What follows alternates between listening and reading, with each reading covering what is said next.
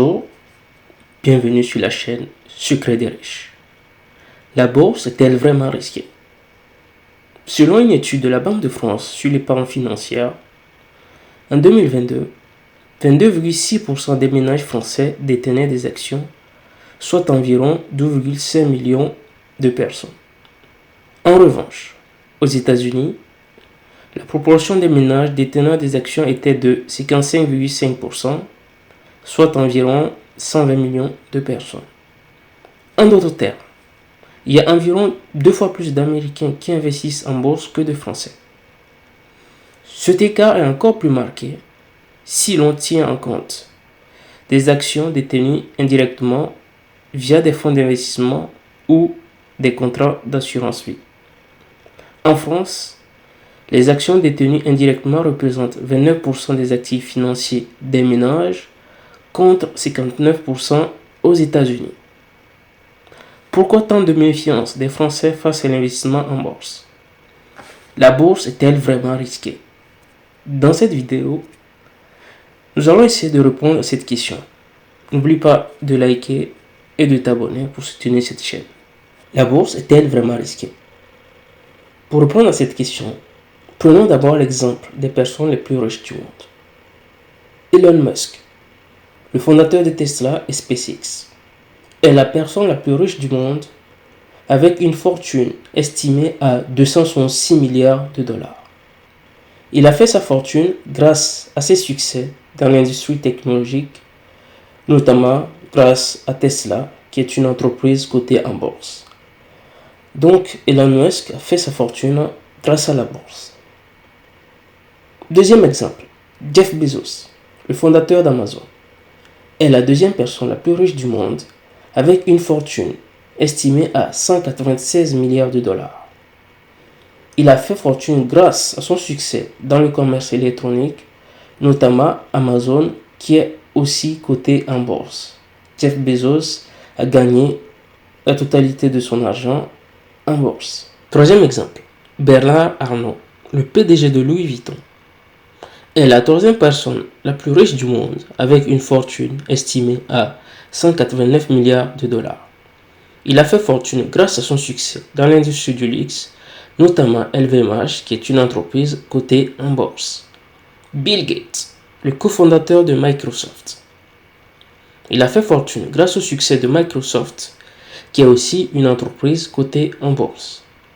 Larry Ellison, le cofondateur d'Oracle. Il a fait fortune grâce au succès d'Oracle, qui est aussi une entreprise cotée en bourse. Warren Buffett, le PDG de Berkshire Hathaway, il a fait fortune grâce à son entreprise qui est aussi cotée en bourse. Mark Zuckerberg, que vous connaissez sûrement le plus, le cofondateur de Meta, anciennement appelé Facebook, il a fait fortune grâce au succès de Meta, notamment Facebook, Instagram, qui est aussi cotée en bourse. Et enfin, Françoise Bettencourt, elle a fait fortune grâce à sa participation dans L'Oréal, le leader mondial du marché des cosmétiques. L'Oréal est aussi coté en bourse. Si la bourse était vraiment risquée, pourquoi les personnes les plus riches de ce monde ont la quasi-totalité de leur argent en bourse? En effet, en termes de performance absolue sur 15 ans, les actions américaines ont fourni une performance de 9,22% par an. L'immobilier a fourni une performance de 5,21% par an et les obligations euro-État à long terme 3,79% par an. Ceci montre clairement qu'investir en bourse est beaucoup plus rentable que les autres placements, y compris l'immobilier que les Français aiment tant. Avec ceci, les gens peuvent tirer la conclusion que l'investissement en bourse n'est pas risqué. Pas si vite. Il y a un facteur important à prendre en compte. Ce facteur, c'est la volatilité. L'investissement en bourse est certes plus rentable, mais est aussi plus volatile. La volatilité est une mesure de l'ampleur des variations du prix d'un actif financier. Une volatilité élevée signifie que le prix de l'actif est susceptible de subir des fluctuations importantes. Prenons l'exemple du S&P 500, qui est un indice boursier américain, l'un des indices les plus suivis au monde. Comme le montre le graphique, en 1958, en tenant compte du dividende, l'indice a gagné 43,72%. En 2008, il a perdu 38,55%. En 2021, qui est plus récent du coup, l'indice a gagné 28,47%. Par contre, en 2022, ce même indice a perdu 18,01%. Ce graphique montre clairement que, même si on tient compte des données historiques qui montrent que la performance de l'indice américain, le S&P 500, est comprise entre 8 et 10%, il y a rarement eu une année où cet indice a réellement délivré cette performance. On voit clairement qu'il y a une volatilité. Il y a des années de forte hausse, comme en 1958 où l'indice a gagné 43,12%, mais aussi il y a des années, ou du moins quelques années de forte baisse, comme en 2008 où l'indice a perdu 38,55%. En conclusion, l'investissement en bourse ne comporte pas que des risques, car les personnes les plus riches de ce monde utilisent la bourse pour s'enrichir. Par contre, il y a un facteur important à prendre en compte avant de décider d'investir en bourse. C'est la volatilité, autrement dit, la fluctuation des prix des actions.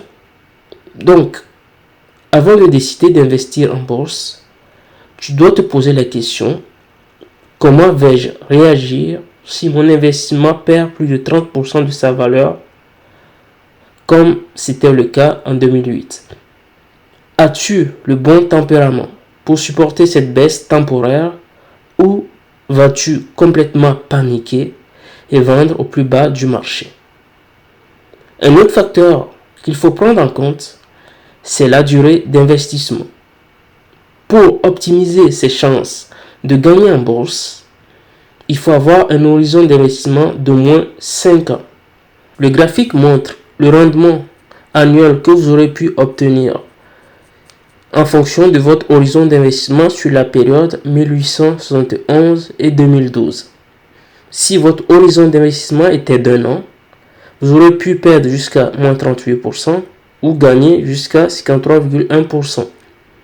Si cet horizon est étendu jusqu'à 5 ans, vous aurez pu perdre par an 13,5% ou gagner par an 23,5%. Si vous avez un horizon d'investissement de 20 ans, vous aurez pu gagner entre 0,7% et 13% par an.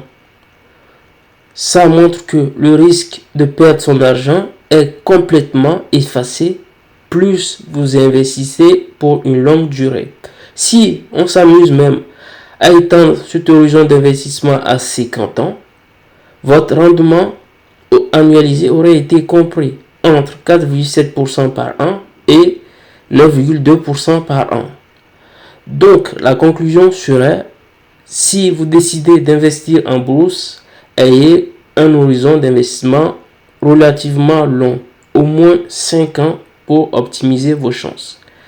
Merci donc d'avoir suivi cette vidéo. N'oublie pas, si tu as aimé cette vidéo, de laisser un petit pouce bleu pour soutenir la chaîne. À la prochaine.